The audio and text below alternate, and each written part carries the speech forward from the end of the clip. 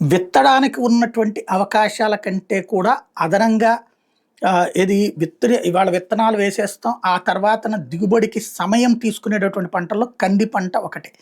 ఇప్పుడు ఆ కంది పంట అత్యంత వేగంగా వచ్చేటటువంటి ఒక సరికొత్తదైనటువంటి వంగడాన్ని ఆవిష్కరించింది క్రిసాట్. ఇది సంచలనాత్మకమైనటువంటి విషయం. కందుల ఉత్పత్తిలో స్వావలంబన సాధించే దిశకు కొత్త వంగడాన్ని ఆవిష్కరించింది.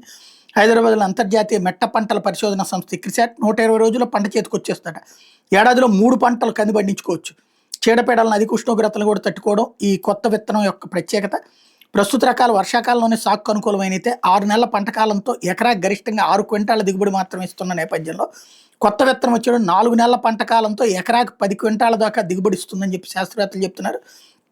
ఈ ప్రత్యేకతలతో కూడినటువంటి ICPV 25444 వంగడాన్ని క్రిసాట్ డైరెక్టర్ జనరల్ హిమాంశు పాఠక్ సోమవారం ఆవిష్కరించారు. ఈ కార్యక్రమంలో accelerated crop improvement global research programme అధికారులు కూడా పాల్గొన్నారు.